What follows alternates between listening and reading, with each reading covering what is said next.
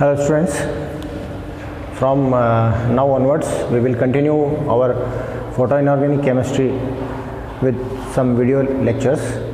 I have provided you PDF and notes previously, but some important topics we need to discuss, so I am sharing some videos also. From today we will continue with some video lectures. तो generally आप BSc में भी photo chemistry एक unit physical chemistry में पढ़ के आए हैं. और फोटो केमिस्ट्री जो वर्ड है itself it defines that any chemistry done with the help of photon, that means with the help of radiation, that is photo chemistry. और आज जो टॉपिक अपन डिस्कस कर रहे हैं दैट इज़ जेवलॉन्स्की डायग्राम. जेवलॉन्स्की डायग्राम हमें एक लेआउट देता है, आइदर इट इज़ ऑर्गेनिक और inorganic, what kind of photochemistry, what kind of molecules you are taking. It's not a matter of concern here because of its generalized view of photochemical excitation. So let initially एक molecule ground state में है, और जब ground state में है तो हम ये मान के चलते हैं कि उसमें सब बॉन्ड जो हैं वो पेयर्ड हैं और किसी तरह की कोई हाई एनर्जी की बात नहीं है. तो इन ग्राउंड स्टेट मॉलिक्यूल में पेयर्ड सिस्टम है. जब पेयर्ड है तो स्पिन उसकी क्या होगी, स्पिन हम निकालते हैं 2i+1 and here 2 half plus half minus. Spin अगर इसकी देखें तो i की वैल्यू जो है that is plus half minus half, total हो गया 0. 2 × 0 + 1 = 1, that is singlet. That's why S note जो 0 है that is representing 0 energy level, that means ground state. तो S0 ग्राउंड स्टेट है. जब आप कोई फोटोन इस पर इरेडिएट करेंगे, जब H आएगा तो क्या होगा, यहाँ से इलेक्ट्रॉन एक्साइट होगा. और फ्रैंक कोंडोन प्रिंसिपल जो है, फ्रैंक कोंडोन फैक्टर है, वो ये बताता है कि जो इलेक्ट्रॉन का एक्साइटेशन है वो इतना फास्ट है कि उस दौरान उसको अपनी स्पिन चेंज करने का मौका नहीं मिलता. तो ये फोटोन के रेडिएशन पे वो हायर एनर्जी एक्साइटेड स्टेट में चला जाता है. लेट ये S2 में गया, हम ये माने कि इसने एनर्जी एब्जॉर्ब की और ये S2 के किसी लेवल में गया. ये जो S2 है ये सिंगलेट स्टेट है, बट सिंगलेट में भी ये हायर वाइब्रेशन लेवल्स में है. सिंगलेट में भी ये फर्स्ट पोजीशन पे नहीं है, मतलब इससे जस्ट ऊपर सिंगलेट S1 है, बट हमने जो फोटोन दिया उसकी एनर्जी ज़्यादा है, वो S2 में चला गया. इस S2 इलेक्ट्रॉनिक लेवल में कई वाइब्रेशन लेवल्स होंगे. तो ये मान लो किसी हायर वाइब्रेशन लेवल में गया, तो ये एक काम क्या कर सकता है, ये कर सकता है कि ये पहला काम जो करेगा वो ये करेगा कि जिस एनर्जी लेवल में ये गया है, S2 में गया है, उस एनर्जी लेवल की ग्राउंड स्टेट अचीव करेगा. और इस स्टेट को अचीव करने के लिए जो प्रोसेस वो अडॉप्ट करता है उसको कहते हैं VC. V for vibration and C for cascade. Vibrational cascade करता है, दैट मीन्स मॉलिक्यूल वाइब्रेट करके हीट लॉस करता है और अपनी ग्राउंड स्टेट में आ जाता है. अपनी लीस्ट वाइब्रेशनल स्टेट में आ जाता है, एक्साइटेड स्टेट सेकेंड की. ये स्टेट S2 ही है, क्योंकि यहाँ से जो गया, मान लीजिए ये वाला इलेक्ट्रॉन गया, तो इसकी स्पिन जो है वो जो यहाँ थी वही रहेगी. अब चूंकि S2 का लाइफ स्पान जो है वो बहुत, ये 10⁻11 ऑर्डर का लाइफ स्पान है इसका, 8 to 11, 10⁻8 to 11 का. तो 10⁻8 सेकेंड से 10⁻11 सेकेंड के लाइफ स्पान में ये इतना कम है कि वो किसी तरह का कोई रिएक्शन करे इसकी कोई संभावना नहीं है. तो फर्स्ट चीज़ तो ये करता है कि वाइब्रेशन से अपने खुद के 0 वाइब्रेशन लेवल में आता है. Then it again removes energy with non radiative decay. इसका नॉन रेडिएटिव डीके आता है और ये यहाँ से S2 से S1 स्टेट में आ जाता है. S2 इलेक्ट्रॉनिक स्टेट से S1 इलेक्ट्रॉनिक स्टेट में आता है, बट स्टिल इसकी स्पिन जो है, जो स्पिन है इसकी, वो अभी भी चेंज नहीं हुई, स्पिन वही है। तो जब ये यहाँ आता है, इसे बोलते हैं IC, इंटरनल कन्वर्जन। ये भी एक नॉन रेडिएटिव डीके है, इसमें किसी तरह की कोई रेडिएशन आपको दिखाई नहीं देगी। फिर वही चीज़ कि ये किसी हायर वाइब्रेशन लेवल में आया है, तो पहले अपना वाइब्रेशनल रिलैक्सेशन करेगा, तो क्या होगा, उसे बोलेंगे VC वाइब्रेशनल कैस्केड। और अगेन ये S1 singlet first excited state के मिनिमम एनर्जी वाले वाइब्रेशन लेवल को अचीव करेगा। S1 का जो लाइफ स्पान है दैट इज़ अराउंड 10⁻⁸ सेकेंड, तो ये लाइफ स्पान इससे बेटर है। तो कुछ ऐसी रिएक्शंस हैं जो S1 देता है, मतलब इस स्टेट में भी अगर बहुत रिएक्टिव कुछ स्पीसी बनती है या संभावना है रिएक्शन होने की, तो it may go through reaction, chemical reaction यहाँ हो सकती है, बट संभावना है लेस देन 1%। 99% रिएक्शन आपकी ये T1 होगा, 99% आपकी जो रिएक्शन है वो होंगी इस स्टेट से। उसको देखते हैं। यहाँ जो मॉलिक्यूल आया है अपनी यहाँ जो इलेक्ट्रॉन आया है, वो इलेक्ट्रॉन फिर क्या कर सकता है, मॉलिक्यूल अब दो तरीके से काम कर सकता है। एक तो ये सिंगलेट से ट्रिपलेट में कन्वर्ट हो, सिंगलेट से ट्रिपलेट में उसी इलेक्ट्रॉनिक लेवल पे है, लेकिन सिंगलेट से ट्रिपलेट का मतलब क्या है, इसकी स्पिन चेंज हो जाए। जो स्पिन इसकी -½ चल रही थी, -½ वो अब क्या हो जाए +½ यहाँ पे +½ है, तो स्पिन इसकी +½ हो जाए। एक काम तो ये हो सकता है। इसे बोलते हैं inter system crossing. Inter system crossing, inter system क्यों, हमारे लिए स्पिन बहुत इंपॉर्टेंट पार्ट है, और जब स्पिन चेंज होती है तो हम बोलते हैं कि सिस्टम चेंज हो गया है, पहले सिंगलेट सिस्टम था अब ट्रिपलेट सिस्टम हो गया, तो ये इसको बोलते हैं इंटर सिस्टम क्रॉसिंग। और ये स्पिन फॉरबिडन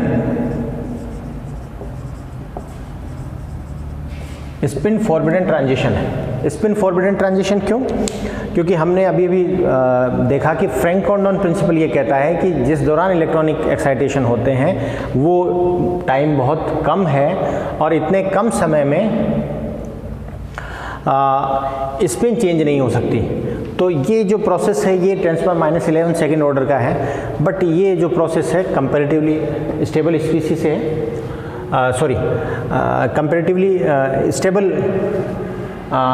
स्टेट में आ रहा है वो, तो यहाँ थोड़ा उसे समय मिलता है, और उस समय का ये उपयोग करके ये क्या कर लेता है, अपनी स्पिन चेंज कर लेता है। ये जो ऑर्डर है ये है 10⁻9 सेकेंड का। इंटर सिस्टम क्रॉसिंग में जो समय लग रहा है वो 10⁻9 सेकेंड के अराउंड है, जबकि यहाँ से यहाँ जो एक्साइटेशन का टाइम है दैट इज 10⁻11 सेकेंड। सो ये प्रोसेस फास्ट है। देन इससे एक चीज़ इंटर सिस्टम क्रॉसिंग हो सकती है, एक क्या कर सकता है ये नॉन रेडिएटिव डीके,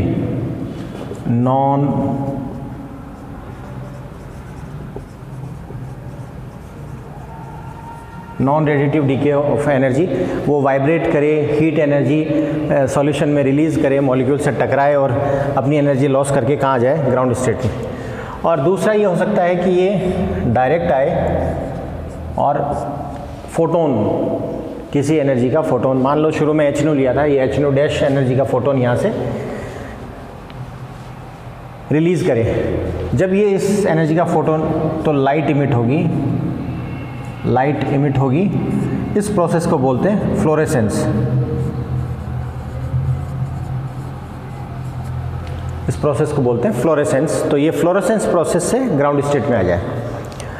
तो आप देखिए जो फर्स्ट एक्साइटेड स्टेट है सिंगलेट की, उससे क्या क्या काम हो सकता है, या तो वो ये एनर्जी इमिट करके रेडिएटिव डीके, ये रेडिएटिव डीके है, एनर्जी लॉस कर रहा है। दूसरा non radiative decay, radiative decay को फ्लोरेसेंस कहते हैं, नॉन रेडिएटिव डीके जो है दूसरा तरीका है कि वो अपनी एनर्जी इमिट कर दे। एक चीज़ ये हो सकती है कि इंटर सिस्टम क्रॉसिंग करे, मतलब एनर्जी तो लॉस यहाँ भी करेगा लेकिन उतनी नहीं जितनी ग्राउंड स्टेट में आने के। एक्साइटेड स्टेट फर्स्ट में ही ये ट्रिपलेट में कन्वर्ट हो जाए, और इसके लिए उससे क्या करना होगा, स्पिन चेंज करनी होगी, मतलब ये स्पिन चेंज करे।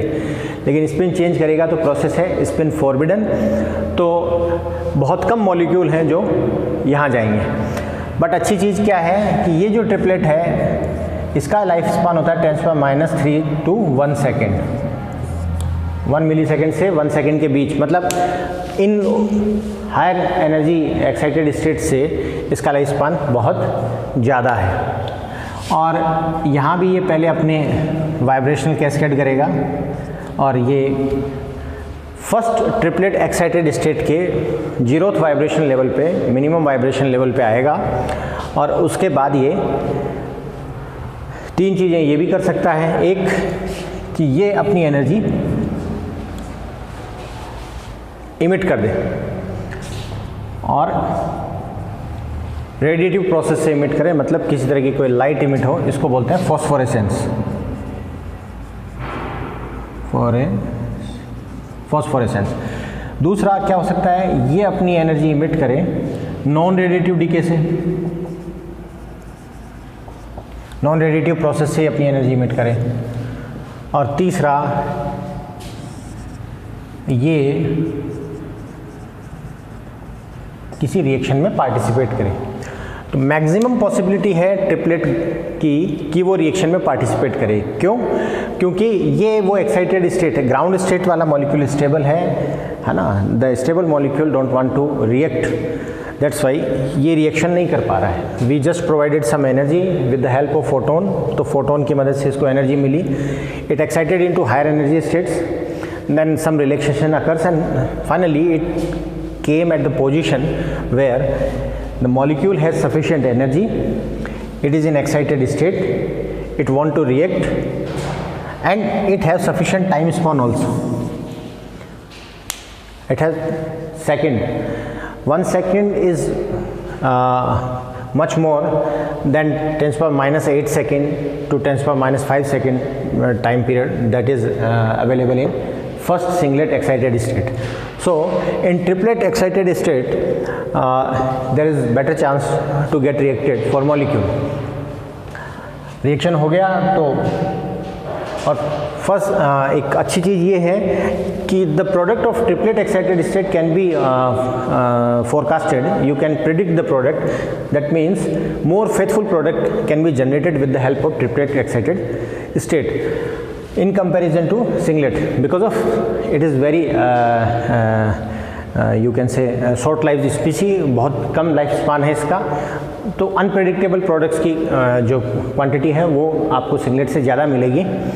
But in triplet excited state you can get faithful products, you can design them, you can forecast that such kind of reactant may give such kind of product, so it is more faithful reaction that can be proceed through triplet first excited state. Now triplet, why it is triplet? आप देखिए इसका भी spin half है, इसका भी spin half है, तो half plus half into 2 + 1 that is 2 × 1 + 1 that is 2, sorry that is 3, 2 + 1 that is 3, the word for 3 is triplet, so that is triplet. Now जेबलॉन्स की डायग्राम आपको बता रहा है कि क्या संभावनाएं हैं।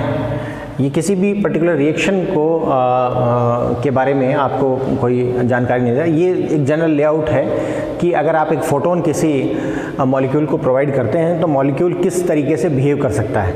हर मॉलिक्यूल के लिए इसकी अलग वैल्यू अलग होगी, फॉस्फोरेसेंस की वैल्यू अलग होगी, ये एनर्जी डिफरेंस अलग होंगे, उसकी इंटरसिस्टम क्रॉसिंग में जाने की संभावना अलग अलग होगी। हर मॉलिक्यूल इंटरसिस्टम क्रॉसिंग में नहीं जा सकता, मॉलिक्यूल इंटरसिस्टम क्रॉसिंग में तभी जाएगा जब ये जो बैरियर है ये 10 kJ/mol से कम हो। अगर उससे ज़्यादा बड़ा बैरियर है तो ये नहीं होगा। इसको करवाने के लिए आपको कोई फोटोसेंसिटाइजर, ऐसा कोई मॉलिक्यूल जिसकी इस मॉलिक्यूल के साथ कॉलिजन अच्छी हो तो वो एनर्जी उसको ट्रांसफ़र करे और वो फिर इसको एनर्जी ट्रांसफ़र करे और देन रिएक्शन हो। वो भी हमने नोट्स में मैंने शेयर किया है कि व्हाट इज़ फोटोसेंसिटाइजर, क्या होता है। नाउ अब अगर आप इनऑर्गेनिक लेंगे तो यहाँ इनऑर्गेनिक के मॉलिक्यूल होंगे, Eg T2G टाइप के लेवल्स होंगे, ये भी Eg T2G टाइप के एक्साइटेड स्टेट होंगी, और यहाँ जो ट्रिपलेट स्टेट होगी। और अगर आप ऑर्गेनिक में देखते हैं तो ये pi pi star, psi psi star type, then sigma sigma star type आप ट्रांजिशन जो ऑर्गेनिक केमिस्ट्री में आप देखते हैं। But Jablonski is a common layout of photochemical excitation that can occur when you incident any photon to a molecule। तो क्या क्या हो सकता है, तो that is all about क्या क्या हो सकता है। ओके नाउ, अब अगर कोई रिएक्शन हो रही है, कोई रिएक्शन हो रही है, तो उस रिएक्शन की काइनेटिक्स भी होगी, उसकी कुछ मैकेनिज्म होगी। तो जो नेक्स्ट क्लास होगी उसमें हम शुरू करेंगे kinetics of photochemical reactions with the perspective of photochemistry. जो आपने काइनेटिक्स पिछले साल भी आपने प्रीवियस में HI की H2O2 गिव्स HI और हाइड्रोजन क्लोरीन रिएक्शन जो है उसका फोटोकेमिकल एस्पेक्ट देखा है, बट वो आपने देखा in comparison to thermal reaction. अब यहाँ हम प्योरली देखेंगे कि अगर कोई फोटोकेमिकल रिएक्शन हो रही है तो वो किस तरह की काइनेटिक्स को रिप्रेजेंट करती है। ओके, तो नेक्स्ट क्लास में हम देखेंगे kinetics of photochemical reaction, 3-4 class लगेंगी उसमें, but that is important topic and that should be discussed through live class, so we will move through video lecture. Okay, thank you.